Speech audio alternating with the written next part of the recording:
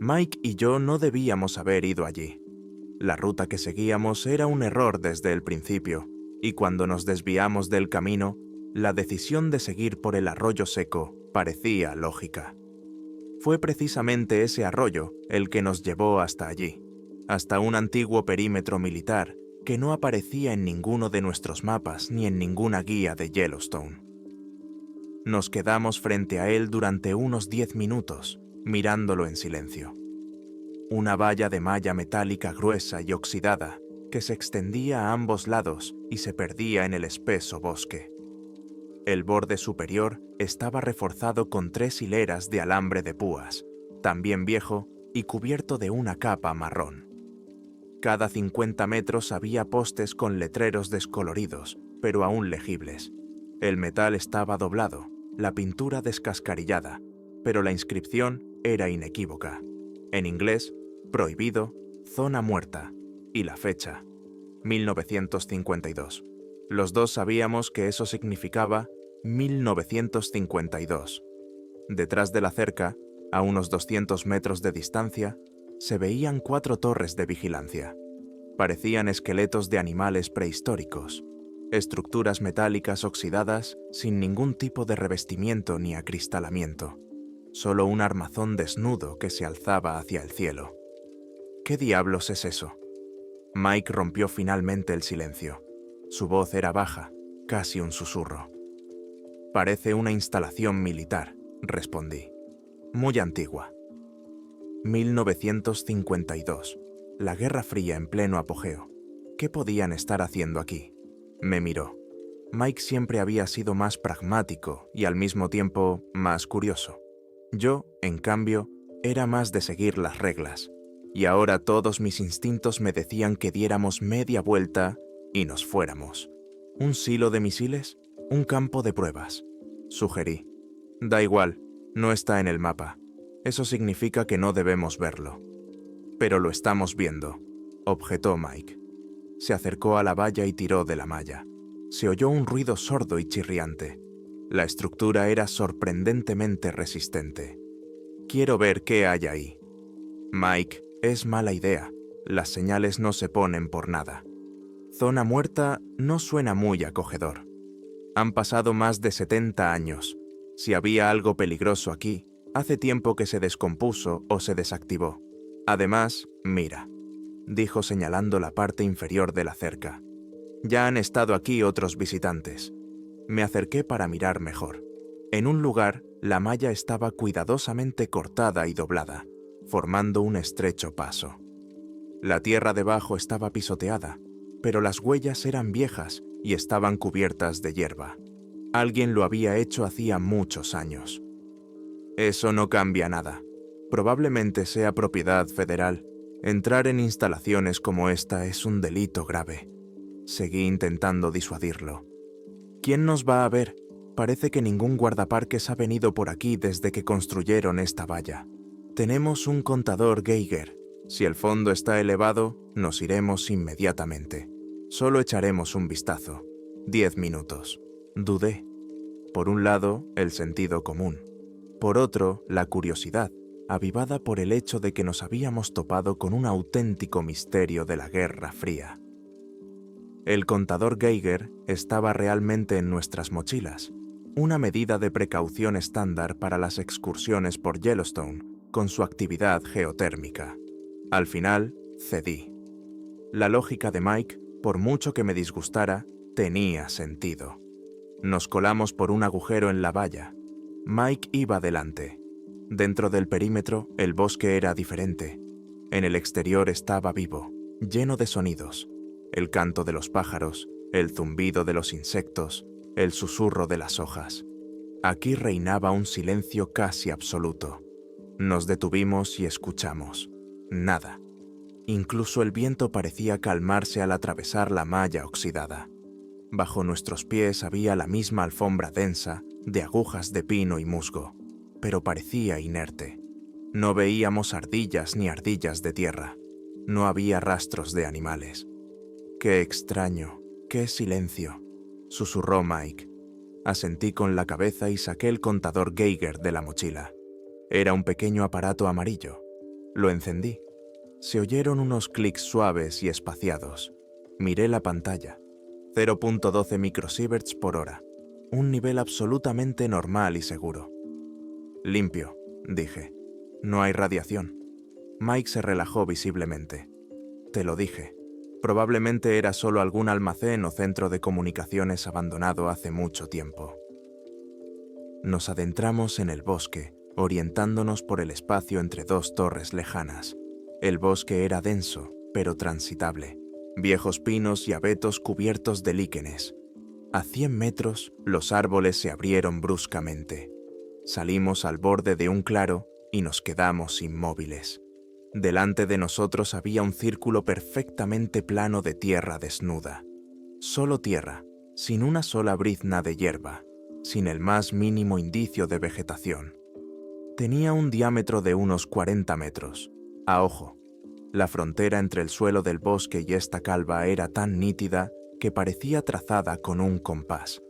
No había una transición gradual en la que la hierba se adelgazara y desapareciera.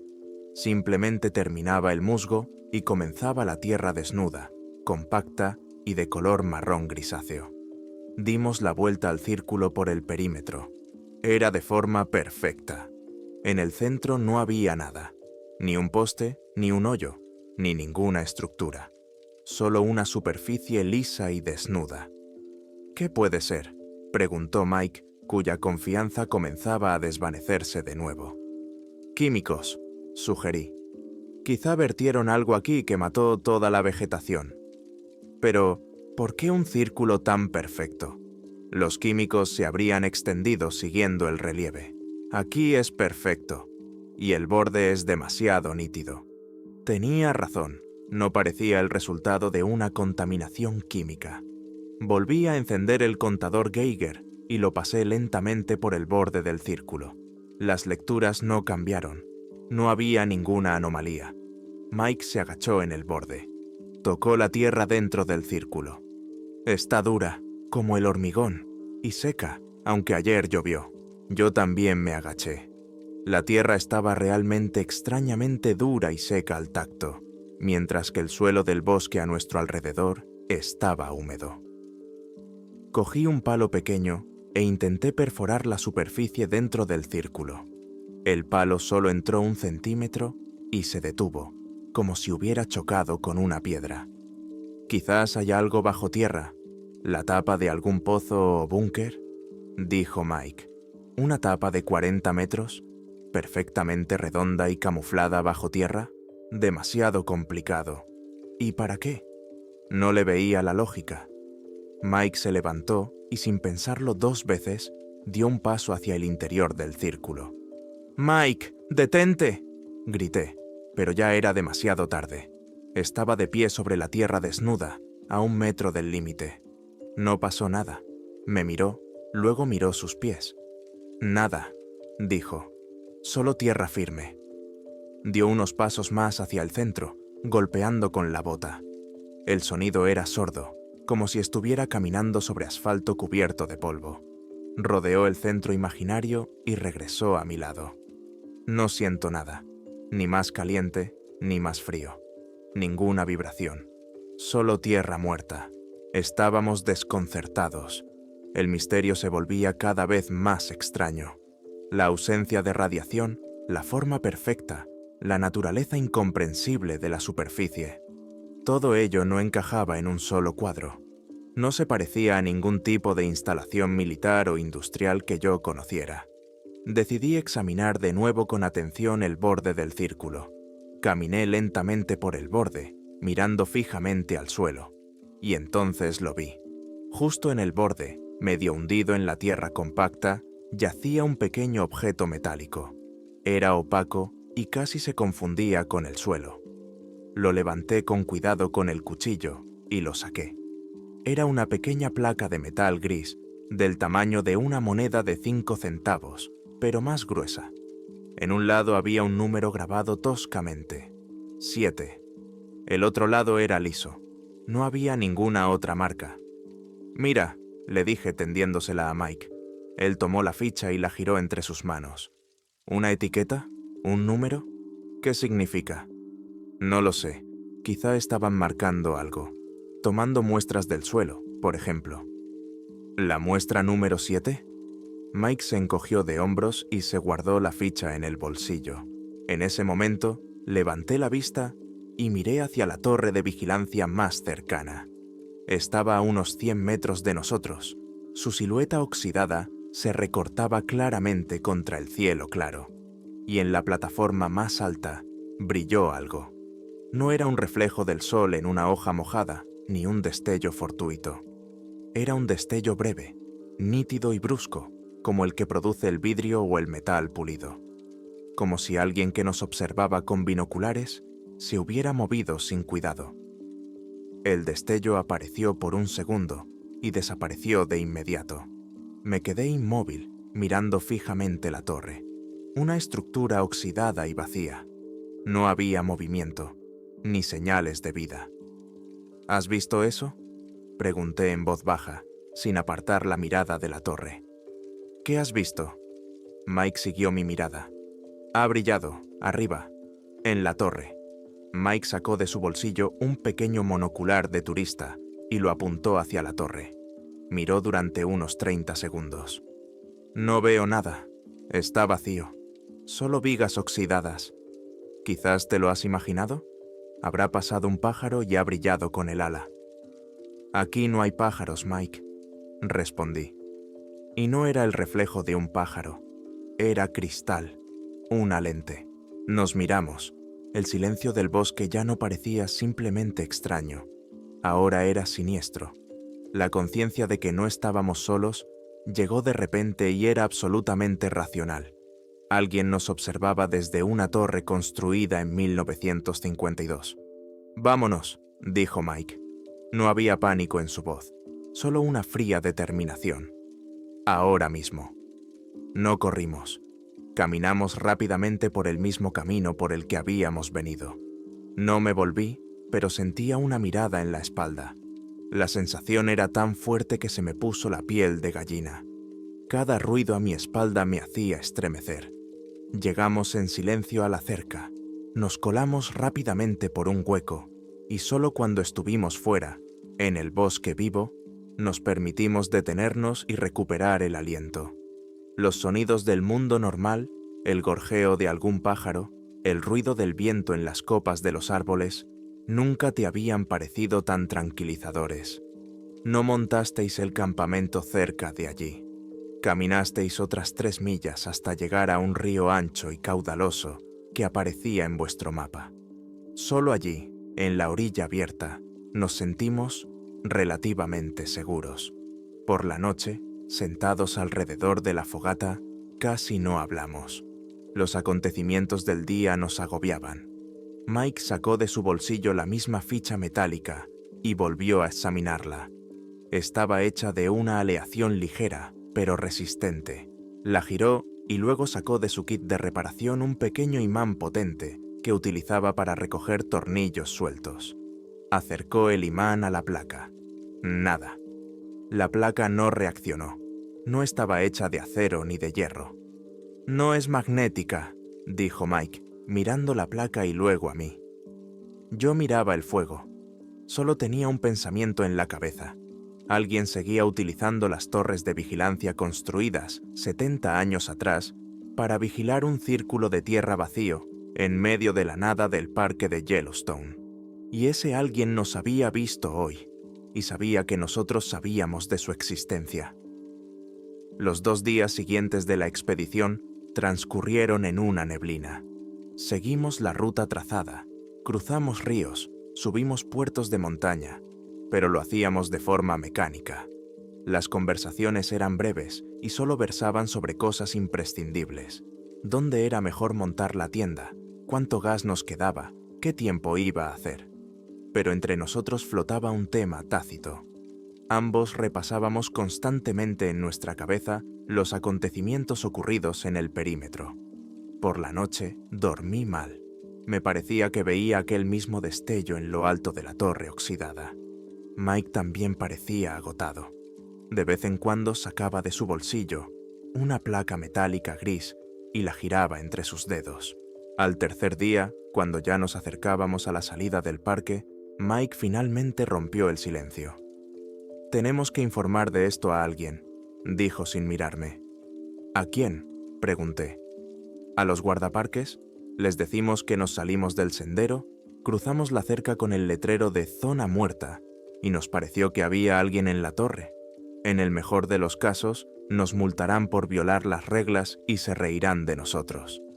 ¿Y si no a los guardaparques? ¿A la policía? ¿Al FBI?» «Con el mismo resultado, Mike. No tenemos ninguna prueba. Solo el relato de 2 turistas que se metieron donde no debían. Y esta placa». Señaló su mano. Un trozo de metal incomprensible con el número 7. «Eso no es una prueba». Nos quedamos en silencio. Sabía a dónde quería llegar, y sabía que tenía razón.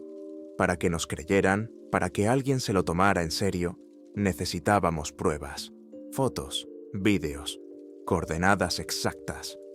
«No hicimos ni una sola foto», dije. «Nos fuimos de allí muy rápido». «Entonces hay que volver», concluyó Mike. Esperaba esas palabras, pero aún así sentí un escalofrío en el estómago. La idea de volver al lugar donde alguien nos había estado observando, sin duda alguna, parecía una locura. Pero al mismo tiempo, sabía que no podíamos olvidarlo, así como así. El misterio de ese lugar ya se había apoderado de nosotros. El círculo de tierra desnuda, el silencio, la placa, el reflejo en la torre. Esas imágenes no me abandonaban. «Si volvemos tenemos que prepararnos», dije, resignado. «No como la última vez, necesitamos equipo». Salimos del parque al día siguiente y llegamos a la ciudad de Jackson. Lo primero que hicimos fue alquilar una habitación en un motel y sentarnos frente a la computadora portátil. Pasamos varias horas buscando en Internet. Introdujimos todas las combinaciones posibles. Instalación militar de Yellowstone, base secreta 1952, proyecto Zona Muerta. Los resultados fueron nulos. No había ningún documento oficial, ni ninguna mención. Solo unos cuantos hilos en foros conspiranoicos, donde mezclaban este tema con historias sobre extraterrestres y el hombre de las nieves. Rápidamente descartamos esa basura. Quedó claro que, si ese perímetro existía en algún registro, estaba clasificado como alto secreto. Entonces pasamos a la planificación. Gastamos casi todo el dinero que nos quedaba. Compramos un cuadricóptero pequeño pero de buena calidad, con una cámara capaz de grabar vídeo en alta resolución. Adquirimos una cámara con un potente teleobjetivo.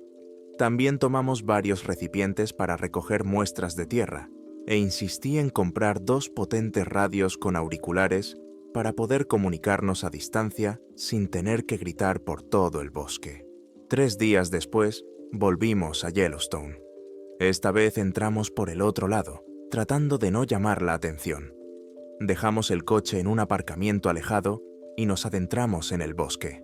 Nuestro nuevo plan era sencillo y, en nuestra opinión, seguro. No entraríamos en el perímetro. Montaríamos el campamento a una distancia segura, a unos 800 metros de la valla. Todo el reconocimiento se llevaría a cabo con un dron. Obtendríamos imágenes del círculo, las torres de vigilancia y la valla, y luego nos iríamos. Encontramos un lugar adecuado para acampar en un hueco oculto a la vista de extraños. Desde allí hasta la valla había unos 15 minutos a pie. Montamos la tienda y preparamos el equipo. La tensión iba en aumento. Ahora ya no era un simple paseo. Nos sentíamos como espías en territorio enemigo. «Iré hasta el límite del perímetro. Lo lanzaré desde allí», dijo Mike mientras comprobaba la batería del dron. «Tú te quedarás aquí, en contacto. Vigilarás la situación. Si algo sale mal, si no me comunico en 1 hora, ve al coche». «De acuerdo», asentí. «Ten cuidado». Se fue. Me quedé solo en el campamento. Encendí la radio y me puse los auriculares. Silencio. Me senté en un árbol caído, apretando la radio en mi mano, y escuché los sonidos del bosque. 20 minutos después, oí la voz de Mike en el auricular. «Estoy en mi posición. junto a la valla, a unos 100 metros al este de la vieja escalera, preparándome para el despegue. ¿Me oyes? Te oigo perfectamente, respondí. Todo tranquilo. Recibido, lanzando el dron. Primer objetivo, el círculo. Oí un suave zumbido en la radio.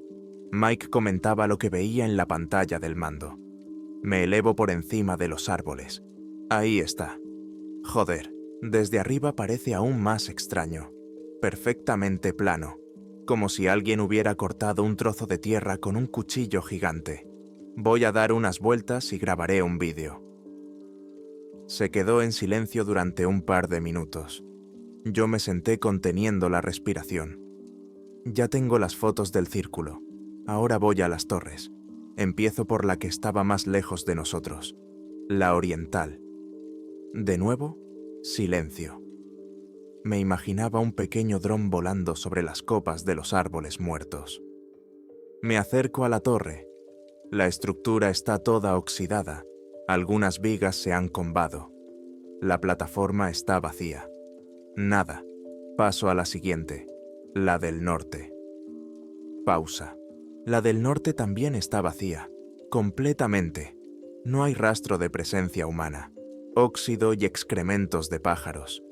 Quizás te lo pareció entonces, con ese reflejo. Revisa la que estaba más cerca de nosotros, la del suroeste, insistí. Entendido, voy hacia allí. Me queda un 30% de batería, hay que darse prisa. Fue la pausa más larga. Escuché atentamente, pero solo oí un ligero silbido. Por fin, la voz de Mike volvió, pero era diferente, silenciosa y tensa. «Jake», comenzó, «tienes que ver esto. No sé qué es». «¿Qué hay ahí?» Me puse de pie de un salto. «En la torre. Hay algo en la plataforma superior. No es una persona, es un equipo». «¿Qué tipo de equipo?» «Parece una cámara, pero muy sofisticada. Varias lentes apuntando en diferentes direcciones, y está montada en un trípode moderno de fibra de carbono. Junto a ella hay un pequeño panel que parece un panel solar. Todo parece completamente nuevo. Brilla. No lleva ahí ni un año. Mi corazón se aceleró. Entonces no había sido mi imaginación. El reflejo era de esa cámara. ¿Está apuntando al círculo? Sí. El objetivo principal apunta directamente al centro del círculo. Los demás parecen cubrir el perímetro. Jake, es un sistema de vigilancia, activo, moderno. «¡Baja el dron! ¡Quítalo de ahí!», grité por la radio. «Espera, tengo que hacer una foto de calidad». En ese momento, se oyó un crujido seco y fuerte en los auriculares, similar a una descarga de electricidad estática. Y luego, silencio total. «Mike, Mike, responde. ¿Me oyes?» No hubo respuesta, solo un silbido constante. «Mike», grité por la radio una y otra vez. Inútil. La comunicación se había interrumpido. Miré el reloj.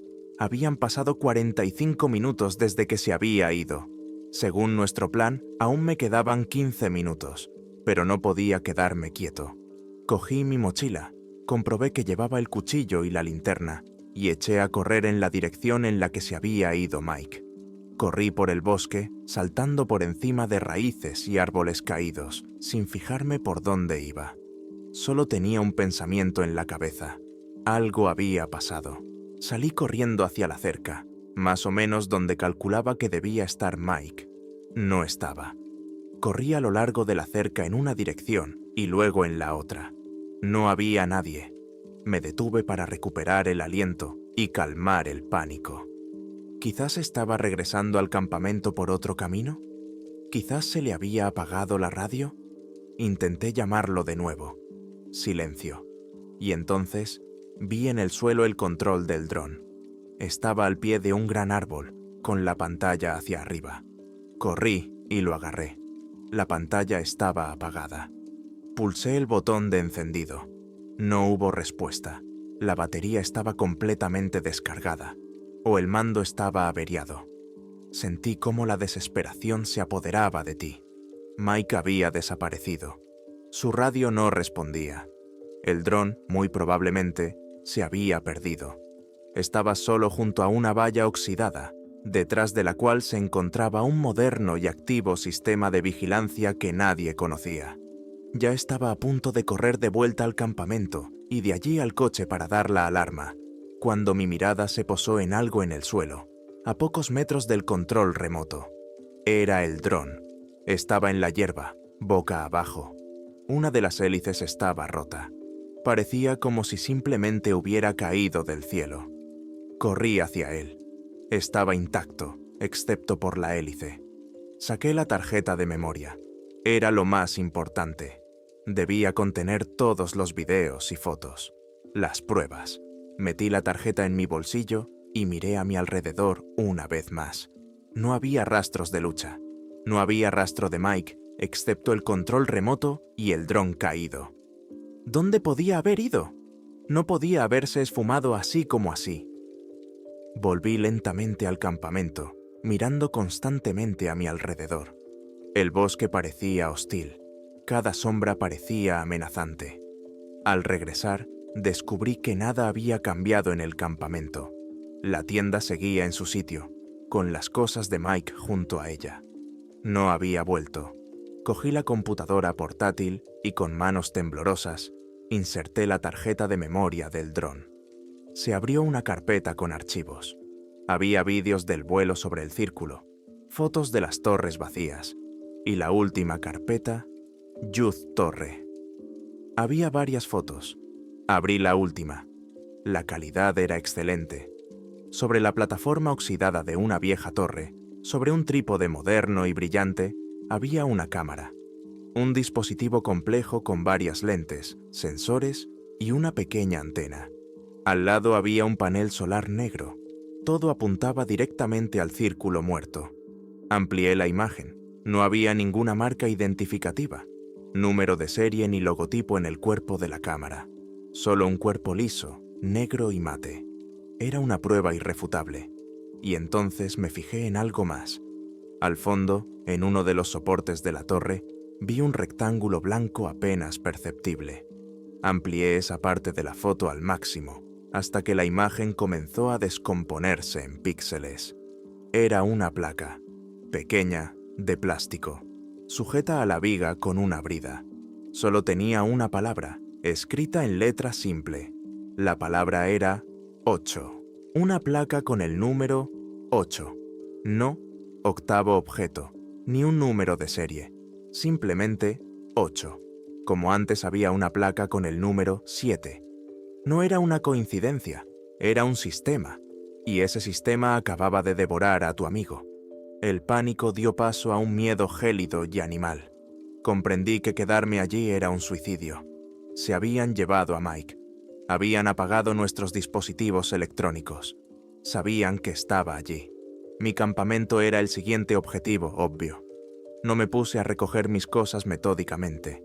Metí en la mochila la computadora portátil, el disco duro con las copias de seguridad, mi saco de dormir y lo que quedaba de comida. Dejé la tienda de Mike, su mochila y nuestro equipo de cocina. No tenía ni tiempo ni fuerzas para cargar con todo eso. Mi único objetivo era salir vivo de aquel bosque. Con las pruebas. Corrí. No caminé a paso rápido, sino que corrí, jadeando. No miré atrás, pero sentí en la espalda el mismo peso que la primera vez, solo que ahora era mucho más intenso. No era solo una mirada. Era la certeza de que podían venir a por mí en cualquier momento. El bosque, que una semana antes me había parecido majestuoso y hermoso, ahora era un laberinto lleno de amenazas. Cada crujido de una rama me hacía estremecer.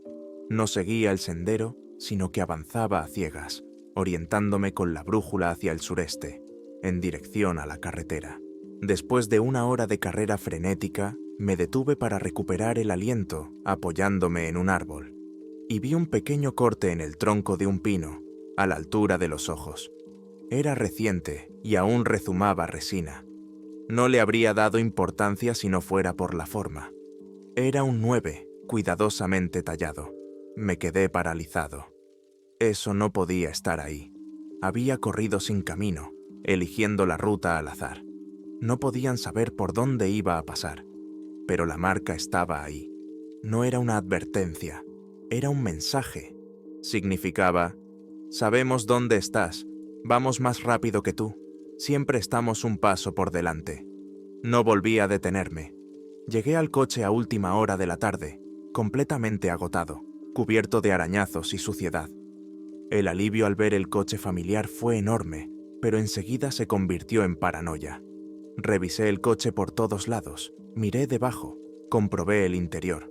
Nada fuera de lo normal. Arranqué el motor y salí del estacionamiento, sin dejar de mirar por el espejo retrovisor. Nadie me seguía. No fui a un motel. Me dirigí directamente a la oficina del sheriff del condado de Teton, en Jackson. Era la única decisión correcta.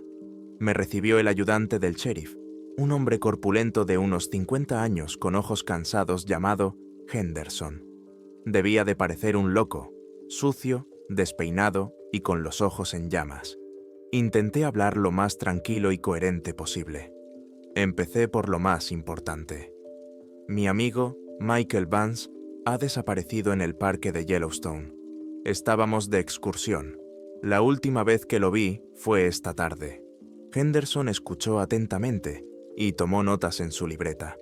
Hizo las preguntas habituales: nuestros nombres, edades, experiencia en excursiones, ruta, equipo. Respondí a todo, excepto a la ruta. Nos hemos desviado un poco, dije. En la parte noroeste del parque. Puedo mostrarle el lugar exacto en el mapa. ¿Qué ha pasado? ¿Se han separado? Y ahí cometí un error. En lugar de inventar una historia sencilla sobre cómo Mike había ido a buscar agua y no había regresado, decidí decirle la verdad. Pensé que las pruebas del portátil le harían creerme. Les conté todo. Les hablé de la valla, del círculo, del silencio, del destello en la torre, sobre nuestra segunda excursión, sobre el dron y sobre lo que vimos en la cámara, sobre cómo se cortó la comunicación y cómo desapareció Mike. Henderson escuchó sin interrumpir, con el rostro cada vez más impenetrable. Cuando terminé, se recostó en la silla. Entonces, lo que tú dices, señor, miró su libreta. Señor Carter, que entraron ilegalmente en una propiedad cercada que consideran una base militar secreta. Allí utilizaron un dron para grabar, después de lo cual su amigo desapareció y ustedes decidieron que había sido secuestrado por unos agentes secretos que vigilan el lugar con cámaras modernas. No he hablado de agentes, no sé quiénes son, pero tengo pruebas. Abrí el portátil que había estado todo el tiempo sobre mis rodillas. Encontré la foto y giré la pantalla hacia Henderson. Aquí está. La ha tomado nuestro dron hoy. Una torre oxidada de los años 50 y un sistema de vigilancia completamente nuevo. Míralo tú mismo. Se inclinó y estudió la imagen durante unos segundos. Vi cómo ampliaba la foto y examinaba los detalles. Esperaba sorpresa, preguntas, llamadas a sus superiores, pero simplemente se enderezó y me miró con sus ojos cansados. Una foto interesante. Tendré que adjuntar este portátil al expediente como prueba. Y la tarjeta de memoria de tu dron también. No parecía sorprendido. Parecía como si le hubiera traído otra historia confusa de un turista perdido. Pero siguió el protocolo. Registró oficialmente mi denuncia de desaparición. Dijo que por la mañana organizarían una operación de búsqueda y rescate y que tendría que acompañarlos. Se llevó mi computadora portátil y la tarjeta de memoria y las guardó en una bolsa de pruebas. Me quedé sin ninguna prueba. La mañana siguiente fue surrealista. Estaba sentado en un helicóptero con 3 rescatistas y Henderson. Volábamos sobre un mar verde de árboles. Le indiqué al piloto un cuadrado y aterrizamos en el claro más cercano. Desde allí continuamos a pie. Los guiaba con seguridad. Recordaba bien el camino. Media hora más tarde llegamos a un lugar que me resultaba familiar, pero algo no estaba bien. La valla seguía en su sitio, pero el agujero por el que habíamos trepado había desaparecido. Lo habían tapado cuidadosamente con un nuevo trozo de malla metálica que brillaba al sol. Y las placas. Las viejas y oxidadas placas con la inscripción Zona Muerta 1952 habían desaparecido. En su lugar, colgaban de los postes nuevas placas blancas estándar con letras negras. Propiedad del gobierno de los Estados Unidos. Prohibido el paso. Zona de investigación geotérmica.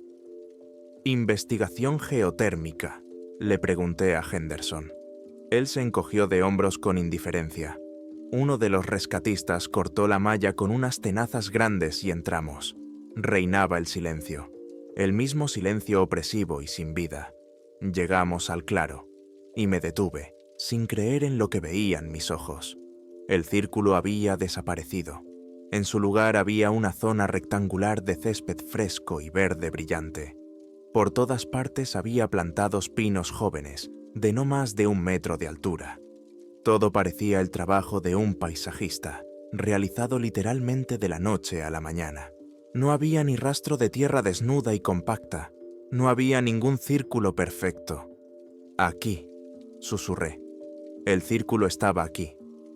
Henderson me miró, luego miró el claro y luego volvió a mirarme. En su mirada se leía una mezcla de lástima y sospecha. Señalé la torre suroeste. La cámara estaba ahí.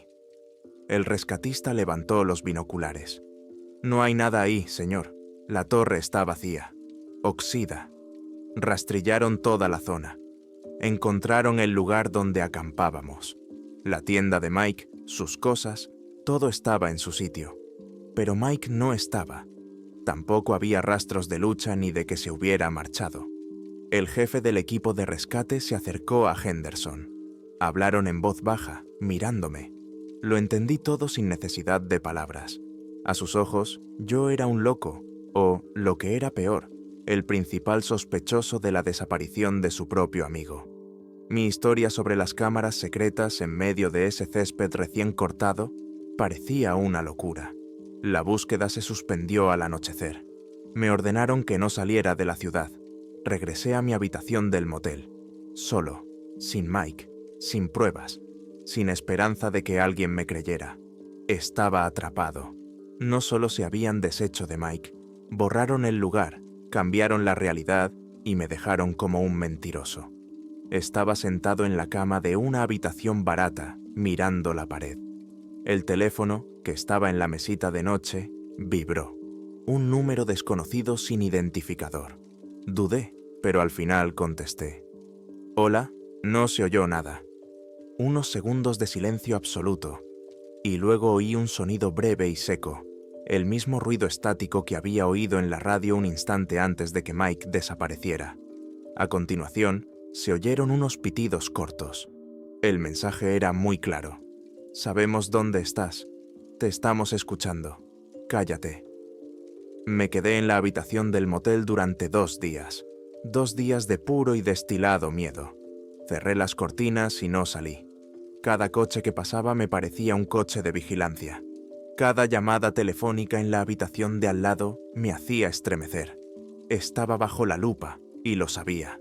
Estaban esperando a que hiciera algo, quebrantar, huir o cometer un error. Henderson llamó una vez para preguntar si recordaba algo nuevo. Su voz era cortés, pero fría. Ya no veía en mí a una víctima. Al tercer día, comprendí que la espera era una muerte lenta. Ya habían demostrado que podían alterar el mundo físico para desacreditarme. El siguiente paso podía ser cualquier cosa. Colocar pruebas falsas en mi coche, testigos falsos. Tenía que desaparecer antes de que decidieran apretar el nudo. Desarrollé un plan, sencillo y arriesgado. Por la noche, salí del motel por la puerta trasera. Dejé la luz y la televisión encendidas en la habitación para que pareciera que había alguien. No fui a mi coche en el aparcamiento. En lugar de eso, caminé hasta un cajero automático en las afueras de la ciudad y saqué todo el dinero que tenía, unos $2,000. Luego caminé 2 millas más hasta un supermercado abierto las 24 horas. Allí compré una mochila barata, algo de comida, agua y, lo más importante, un teléfono móvil desechable. Apagué tu viejo teléfono inteligente, saqué la tarjeta SIM y la batería y las tiré a diferentes botes de basura. Conseguí que me llevara un camionero que se dirigía a Idaho. Le pagué en efectivo y no me hizo preguntas. Amanecí en otro estado. En la ciudad de Idaho Falls entré en una biblioteca pública. Por primera vez en varios días me sentí relativamente seguro. Aquí solo era un visitante más, inclinado sobre la pantalla de una computadora. No busqué información sobre la zona muerta. Ese camino era un callejón sin salida. Decidí seguir la única pista que me habían dejado, su mentira oficial. Zona de investigación geotérmica. Empecé a revisar metódicamente los archivos del Servicio Geológico de los Estados Unidos, los informes del Ministerio de Energía y las publicaciones universitarias. Las horas pasaban una tras otra. Buscaba cualquier mención a proyectos geotérmicos en el cuadrante noroeste de Yellowstone. La mayoría de los informes trataban sobre campos de géiseres conocidos. Pero después de 6 horas de búsqueda, me topé con esto. Una breve mención en el anexo de un informe medioambiental de 1996.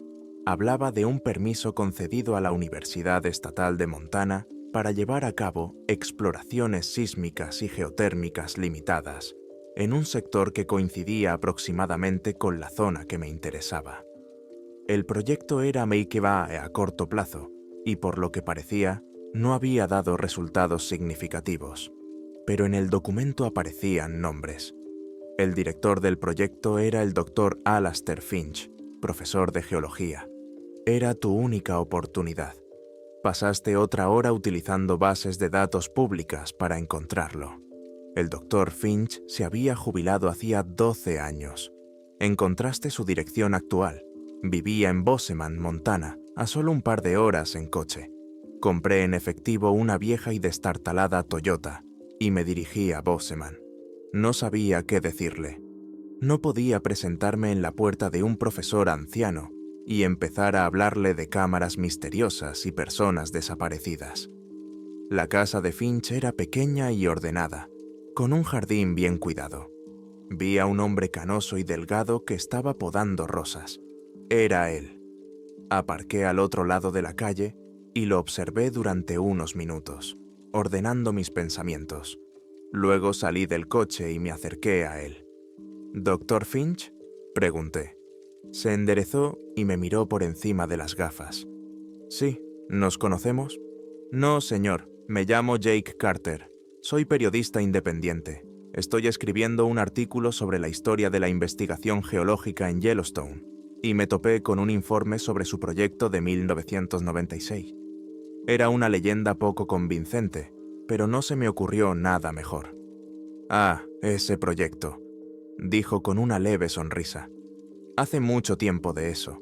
Esfuerzos infructuosos, en su mayor parte. No encontramos nada interesante. ¿En qué puedo ayudarte?». «Solo quería aclarar algunos detalles. En el informe se mencionaban algunas dificultades con el equipo en la parte norte de tu sector. Fallos en el funcionamiento de la electrónica. ¿Recuerdas a qué se debían?». La sonrisa desapareció de su rostro. Me miró con más atención. «Son detalles técnicos, joven. Han pasado casi 30 años. En esa zona, decidí arriesgarme, hay una vieja valla, militar, construida en los años 50. Finch dejó las tijeras de podar. Su rostro se endureció. «Nuestro mandato no incluía el estudio de estructuras artificiales. Nos dedicábamos exclusivamente a la geología». «¿Entonces lo visteis?». «Vimos muchas cosas. Es una zona salvaje. Será mejor que se vaya, señor Carter. No creo que pueda ayudarle». Se dio la vuelta para entrar en la casa. Tenía una última oportunidad. «¡Dejan marcas!», le grité. «Números 7, 8, 9. Alastair Finch se detuvo a medio camino de la entrada. Se dio la vuelta lentamente. Su rostro estaba pálido y en sus ojos se reflejaba un miedo que yo conocía muy bien. Era el miedo de alguien que se había enfrentado a algo inexplicable y se había visto obligado a guardar silencio durante décadas. «¿Qué has dicho?». Su voz era apenas audible. «Los números, la secuencia. Encontramos una ficha con el número 7. Vi una placa con el número 8. Encontré una marca con el número 9 de camino aquí. Me miró durante unos segundos y luego, con un rápido movimiento, me hizo señas para que lo siguiera. A la casa, rápido. Una vez dentro, cerró la puerta con el pestillo y corrió las cortinas del salón. Le temblaban ligeramente las manos. ¿Quién eres en realidad?, preguntó. El hombre cuyo amigo desapareció allí hace 3 días, respondí. Se lo conté todo a la policía. No me creyeron. Lo borraron todo. El círculo, las cámaras, todo. El círculo, susurró. Entonces todavía está ahí. Se sentó en un sillón con aspecto de haber envejecido 10 años. Lo sabía. Siempre supe que no fue un accidente. ¿De qué hablas? En mi equipo había un joven becario, Brian, un chico inteligente y curioso, demasiado curioso. Nos advirtieron cuando empezamos a trabajar. 2 hombres vestidos de civil se presentaron como empleados del Servicio de Parques Nacionales, pero no llevaban uniforme. Nos mostraron en un mapa esa zona vallada y nos dijeron que nos mantuviéramos alejados. Dijeron que había actividad geotérmica inestable y que podían producirse emisiones de gases tóxicos. Mentira, por supuesto. Nuestro equipo indicaba que todo estaba tranquilo. Hizo una pausa para ordenar sus pensamientos. Brian no hizo caso. Decía que sus instrumentos se volvían locos cerca de la valla. Fue allí varias veces solo. Me contó que había encontrado una línea de postes metálicos viejos clavados en el suelo que se adentraban en el bosque desde el perímetro. Y luego desapareció. Lo buscamos durante una semana. La versión oficial es que se cayó a un barranco y se lo llevó el río. Nunca encontraron el cuerpo. Finch se levantó y se acercó a una vieja caja fuerte de metal escondida detrás de un cuadro. Estuvo mucho tiempo jugando con la cerradura. Luego la abrió y sacó una pequeña caja de cartón. La puso sobre la mesa y la abrió. El día antes de desaparecer, me mostró esto. Lo encontró en uno de esos postes. Dentro de la caja, sobre un fondo de terciopelo oscurecido por el paso del tiempo, había una ficha metálica. Era del mismo metal gris y no magnético que la nuestra. Tenía la misma forma y tamaño. Y tenía un número grabado. 6. La placa con el número 6 yacía sobre la mesa entre nosotros. Era fría y pesada, como un ancla que nos arrastraba al pasado, a una tragedia ajena que ahora formaba parte de la nuestra. Finch me contó todo lo que recordaba de Brian, sus teorías, sus bocetos en el cuaderno de campo. Brian creía que la valla de 1952 no se había construido para ocultar algo en su interior. Creía que la valla se había construido alrededor de algo que ya estaba allí. Estaba obsesionado con esa línea de postes, dijo Finch, sacando un viejo mapa topográfico amarillento de un estuche. Era el mapa de su expedición. Marcó en el mapa los 3 primeros postes que encontró.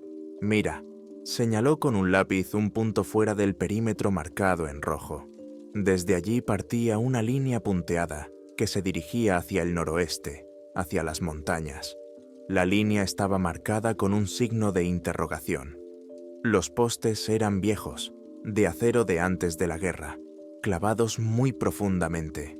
Dijo que formaban una línea perfectamente recta, sin tener en cuenta el relieve. Era como si indicara algo, o como si condujera a algún lugar. Estuvimos sentados sobre el mapa durante varias horas. Utilizamos mi nuevo portátil, superponiendo el viejo mapa de Finch a las imágenes satelitales actuales.